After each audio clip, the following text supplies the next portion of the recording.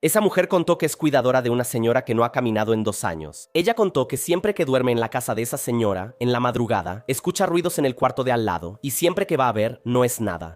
Cierto día, tuvo que pasar la madrugada en la casa de esa señora, porque era su turno. Ella estaba viendo algo en el sofá y estaba grabando algo en la tele por algún motivo y terminó quedándose dormida y el celular después de eso siguió grabando sin querer. Y ella dijo que fue exactamente eso lo que grabó. Te voy a mostrar este video, pero por favor no tengas miedo. Míralo hasta el final porque necesito tu opinión. ¿Qué demonios es eso?